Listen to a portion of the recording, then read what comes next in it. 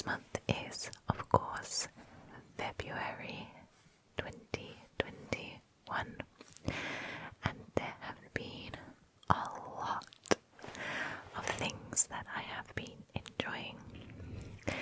As always, I will be sharing with you my favorite song, my favorite ASMR artist, favorite TV show or film, favorite book, cosmetic and thing. And really, there have been so many that I have had to really whittle down what I've really been enjoying this month. And I've actually had to start a list of things to talk about for future months, because there's so much stuff. There's so many great TV shows out there, there's so many books I've read, loads of different things I've been trying out and just loving. So I've got plenty of stuff to share with you. So first of all, let me get comfortable.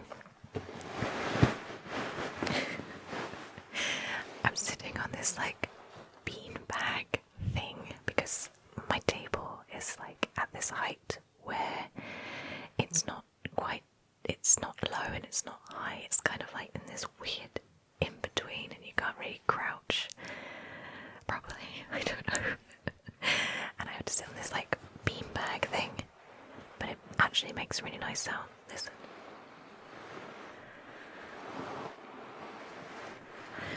And my legs are in a kind of a split position, and I'm just quite uncomfortable. Right. So enough of me moaning. Let me get my phone. Let me turn that on airplane mode. That might be too dumb. Okay. So, favourite song. Now, I have actually been listening to this particular style of music for many months now, and I can't obviously share with you this particular song, so I'll link it down in the description box. You know the score, guys. Demonetization on YouTube if you play songs.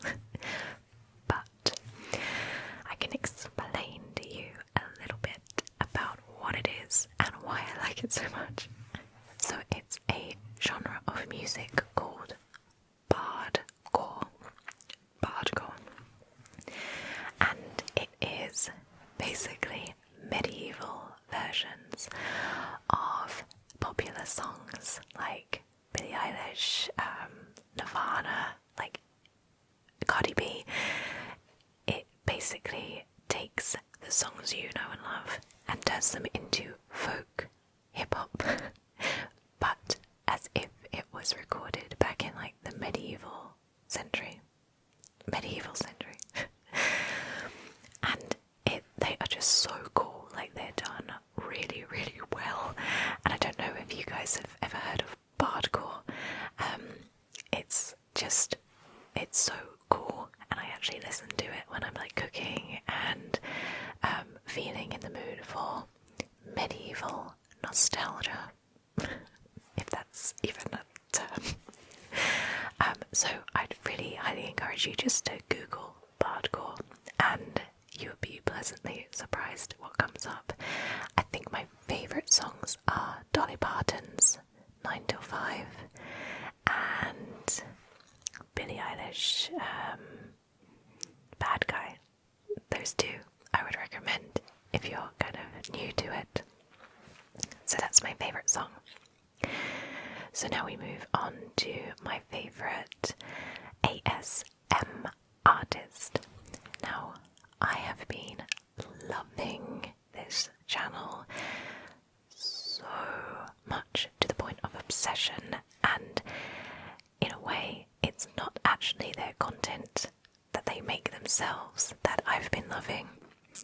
It's their uploads of ASMR casinos. Well, ASMR style casinos. Even that's not right. Casinos online. online gambling, but the presenters or the dealers, whatever you call them, the groupers, are so relaxing. And it's funny because I watch this pretty much every single day because it just relaxes me. Mr. WhisperAudios kind of looked at me really suspicious, and he was like, "Do you have a gambling problem? Why are you watching gambling?" And I was like, no, I'm not gambling online. I'm watching like the presenters, and they're giving me ASMR. So he legit thought, and I had like a gambling problem. So anyway, the ASM artist is called Find Calm. And what he does is uploads, well, he actually plays these games himself, like Baccarat, Blackjack, and all of that stuff, and he records it for us to enjoy. Here we go. And I wish you good luck. You can see that, okay? Probably can't see. Wish you all the best.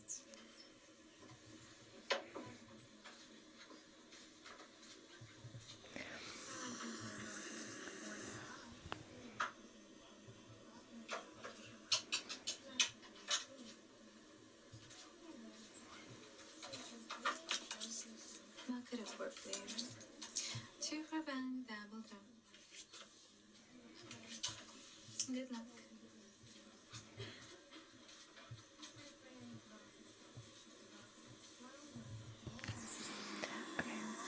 I apologise, my camera decided not to focus on it. So anyway, I'll link in the description this particular one, but this it's just labelled as soft-spoken blonde dealer.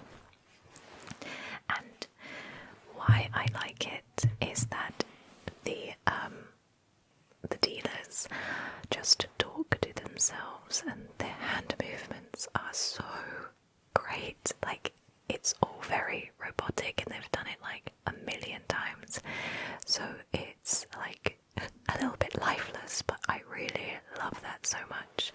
I love it also that most of them have like broken English, so you don't understand necessarily what they're saying, and they merge words together like thank you and good luck.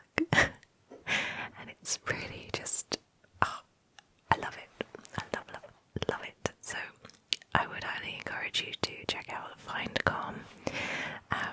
I don't necessarily watch his other content, but those I just can't get enough of. So that's my favourite ASM artist. And at this point, I think I need a sip of tea.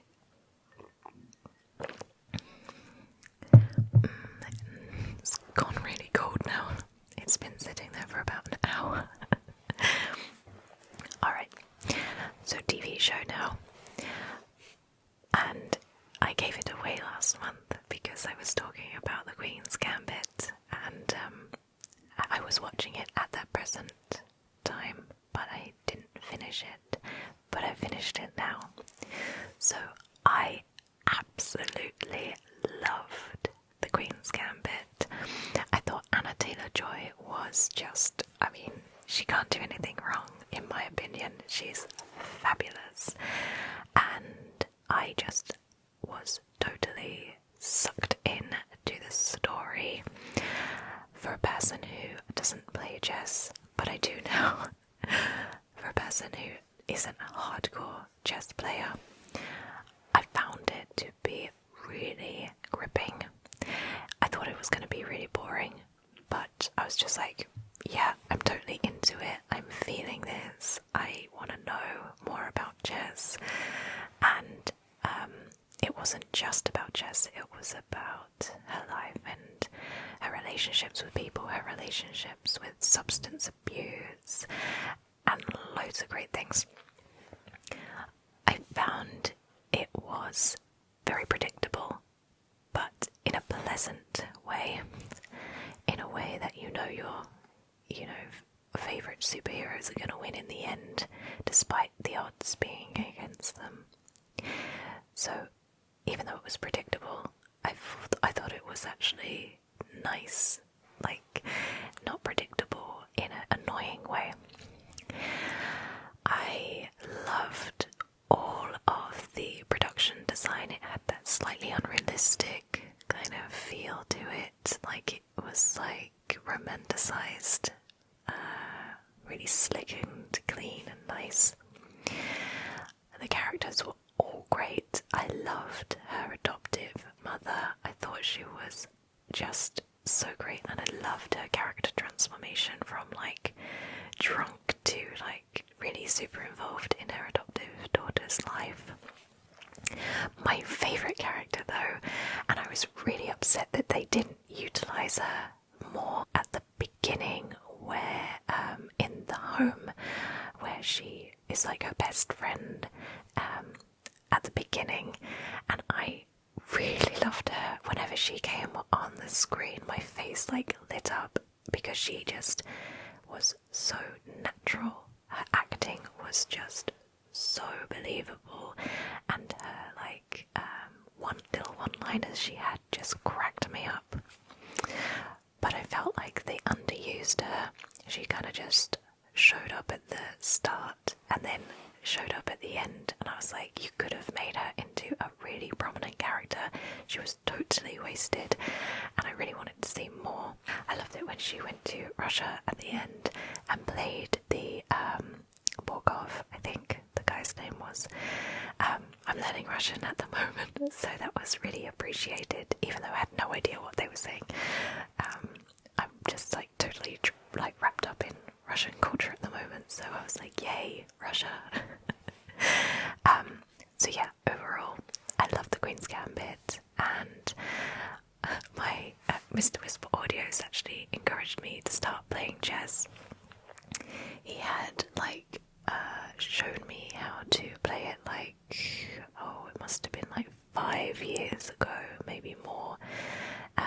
Actually, yeah, probably about 10 years ago. So I only knew the very, very basics of the pieces and where they move, but I've been playing him online like every single day, and I suck really bad, but I can't get enough of it, even though I lose miserably and I get my butt whooped every single time.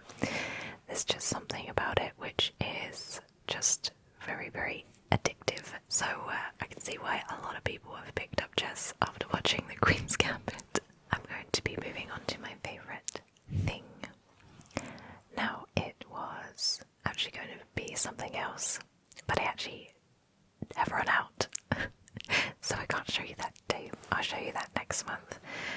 So instead, my favourite thing for this month is some adjustable dumbbells. Now these dumbbells are by Everlast, I believe. And like a lot of people, my New Year's resolution is to lose weight, specifically 1 stone in weight. That's all I need to lose. Basically, I just want to tone up. Christmas was not kind to me, and having thyroid issues as well has also not helped in the slightest. So I'm a little bit squishy in places where I'd rather be more toned. So I had before owned 1 pair of 3-pound dumbbells, and that's it. And I found that I was doing my workouts and they weren't challenging enough. And I have the world's tiniest house, so I can't fit like 10 or 12 different sets of dumbbells because it just isn't practical. So I was trying to find a space-saving way to have lots of dumbbells but in one space. adjustable dumbbells, but none that fit my budget. They were like £300 plus, and I was like, ain't nobody got time for that. So I was like, I need to find some cheap ones. So I was like looking on Facebook sales, I was looking on eBay, and I was still not coming up with anything. But then I found these Everlast ones, which go from 2.5 kilos to 12 kilos each. So you have like one block and another block. I bought two, and one block is £74. So I bought two, so that came to what, like £140, £150, which in the grand scheme of things, it may sound like a lot, but number one, it's totally saved space for me, and number two, they are exactly what I need, and you can adjust them depending on the level or what you're doing, but they fit in my cupboard and I can just pull them out, click them into place, whatever I need, and it's just hooray solution. I will actually probably do another video or like talk about my fitness regime and diet and all the stuff I kind of have been using to help me at the moment, because like I say, I have medical issues. It's very, very difficult for me to lose weight, so I've only lost like half a pound in 2 months, despite working out 3 times a week, no, 5 times a week, and eating like a calorific deficit. But hey, we'll save that for another day. Okay, so now we move on to my favourite cosmetic. Since lockdown, and even before, I just haven't been wearing makeup whatsoever. The only times are like now, where I make myself beautiful for you guys only. But anyway, I got to the point where I don't wear foundation, but I wanted to make my skin look a little bit more like I haven't been inside for, a year. So I wanted to make it look more uniformed and glowy, but without caking makeup on, so I needed to find something in between. Now my skin colour, as you can see, it's dreadfully pale, but it has like very warm undertones sometimes. So I can't find like BB creams or CC creams, which I was looking for, which truly match my skin tone, because it's either too light or too like ashy or too orange, and there's no in between. So I found this product, and it is this Borean BB cream, which is a Korean company, and it's your standard BB cream, which basically smooths out your skin. It makes your skin like uniformed kind of colour, and it kind of blurs out any kind of pimples, fine lines, that sort of thing. And it also has SPF 20 in it. This is the shade Claire, and you're probably thinking, why is this so special? What's the point of this? But it actually adjusts to your skin tone,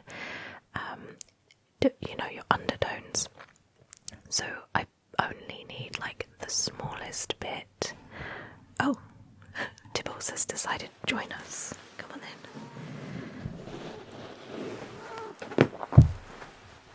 Well, I know. Well, if you're going to join us, if you're going to be here, right, be good then. So, yes, BB cream that adjusts to your particular undertones and your skin types, and I absolutely love this because I'm wearing it now. It just smooths out my skin. It doesn't make my pores clogged whatsoever. And I find that it's just that subtle blend of kind of coverage without kind of masking what you already have. So I really like that. And they also have a BB crayon, which I use by Tibbs, which I use as like a concealer and spot hider, because again, this just blends effortlessly onto the skin, and it's just really user friendly. You can just you could probably use that as a foundation if you're that way inclined, just in the spots of redness or what have you. So I love, love, love, love this. So we have Dibbles with us. I love you. She will fidget because... Right. Okay. Good girl. I love you. Yellow Blutbier. Yellow Blutbier. Okay. So we have Dibbles with us now. Hopefully her purring is soothing. Just don't meow. Okay, so we now move on to my favourite book. My favourite book. You don't read though, do you? I have to read to you.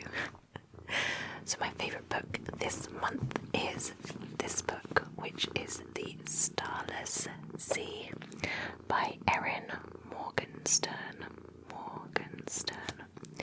who was also the author of The Night Circus, which I need to check out. Let me just move that a bit closer. She's falling off my lap.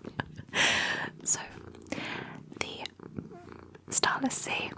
I'll read you the blurb. Are you lost or are you exploring? When Zachary Rawlins stumbles across a mysterious library book containing details from his own life among its pages, it leads him on a quest unlike any other.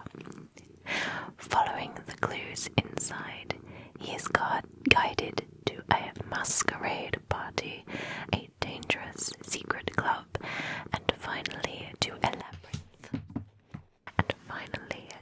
labyrinth filled with stories hidden far beneath the surface of the earth. But when the labyrinth is threatened, Zachary must race through its twisting tunnels and crowded ballrooms, searching for the end of his story. So I loved this book because, as a book lover, it was basically like finding a fantasy world filled with books and magic, and a never-ending supply of food. So it was like my dream place. So it basically follows the life of Zachary, the main character, and it intertwines these kind of fables, these tales which actually have significance to his life. And he's like, you know, it's the typical storyline where, you know, young boy hasn't got much of a life, suddenly discovers he's the key to this ancient prophecy, I guess, and he lives a more fortunate life, blah blah blah. So I found this book to be very progressive and handled themes very well, and I loved how very detailed each of the characters' appearance, their backstory, their personality, their little kind of quirks were handled and portrayed. It's just so refreshing. The world in which Erin builds was so rich, and it made me want to live in this underground library. My favourite bit, though, has to be where Zachary has kind of gone into his room down in like the library, and there's like a dumb waiter, and basically you just write on a piece of paper what food you would like, literally any food and drink that you can think of, and within like 2 minutes it's there for you, and all you do is just read and eat and sleep all day. And I was like, yeah, I could totally live somewhere like that. But the fantasy element of it, because I don't necessarily like fantasy that much, I thought the fantasy was actually on quite a realistic, grounded kind of level. It wasn't too far-fetched. There were kind of far-fetched elements to it which were okay, but the majority of it was, acceptable for me as like a not so great fantasy fan.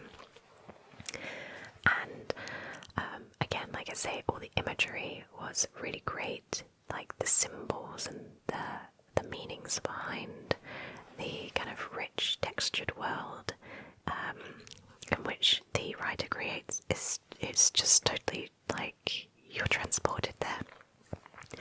I did find that the last half kind of dragged a little bit, and it was a little bit repetitive, but apart from that, it kind of sucked you in very, very quickly. And although it was quite typical kind of a narrative, and for me it kind of drew upon Carlos Ruiz Savon work, find a hidden library and discover the secrets of your life. I found it to be quite fresh and a very unique kind of take on that narrative, which I found very enjoyable. And her writing style was very unique too, and I really, really enjoyed it. And I would definitely have to try out to read The Night Circus as well. So that's my favourite book. So, dear listeners, we have come to the end of February's monthly favourites. And of course, I will put the links in the description where you can find more information about these products and things and stuff I've been sharing with you. So I hope you have enjoyed this video.